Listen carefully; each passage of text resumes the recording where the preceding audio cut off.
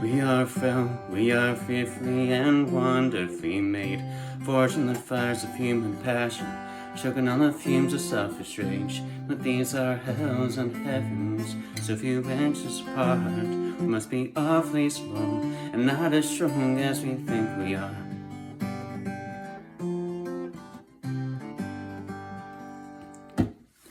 Hi, my name is Jeremy Henry, and this is Visions of a Better World Therapy Sessions. And this session is going to be about fear, because sometimes your brain will tell you the most convincing lies.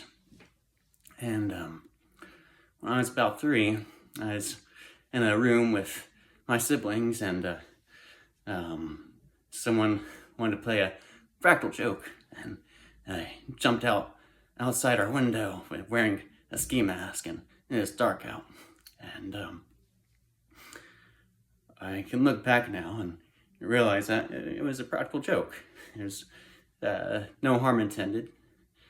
But, I became a bedwetter. I'd wake up in the middle of the night and I'd have to go to the bathroom, but I was too scared to come out from beneath the covers. And after so long, I would stop waking up when I had to go to the bathroom.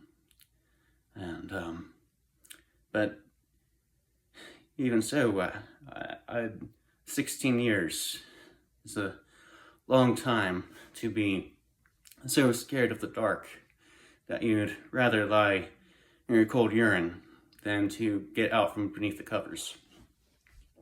And I didn't really get over that fear.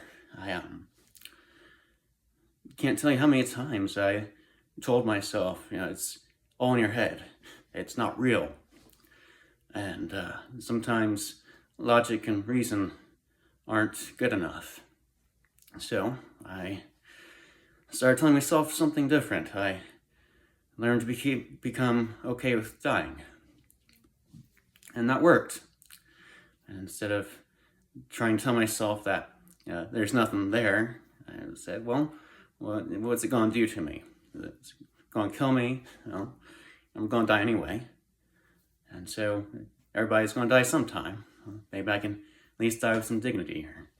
Or, maybe if there isn't an imaginary monster, maybe there's a person for real. Maybe I can fight them off and subdue them, or fight them and flee. So I had to come up with a way to circumvent the fear rather than facing it dead on.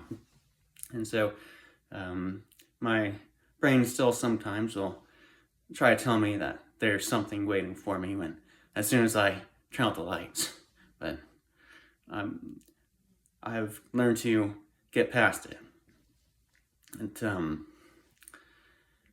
not in kindergarten, I witnessed a kid get yelled at for asking to go to the bathroom.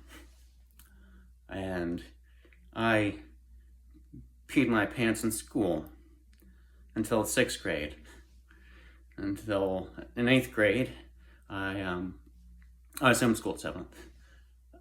In 8th grade, I had to go to the bathroom, and I decided that I wasn't going to go through that again. And I got up and I went. And I did not get in trouble. And so I was able to gain the confidence to ask to go to the bathroom when I had to. But fear, maybe it wasn't quite the same, but it can be debilitating, and it can be very embarrassing, and maybe probably not something you want to talk about. But I hope that my story has helped you to get past your fears, or maybe to help understand someone else's fears. I learned to slam on the brake before I even turn the key, before I make a mistake, before I lead with the worst of me. Give them no reason to stare. There's no slipping up if you slip away. So I've got nothing to share. Oh, I've got nothing to say. Step out of the sun if you keep getting burned. Step out of the sun because you've learned. On the outside, always looking in, will I ever be more than I've always been? So I'm tapping on the glass. Waving through a window, I try to speak but nobody can hear. So I wait around for an answer to appear while I'm watching people pass. Waving through a window, can anybody see? Is anybody waving back at me? We start with stars in our eyes. We start to feel like we belong. But every sun doesn't rise, and no one tells you where you went wrong. Step out of the sun if you keep getting burned.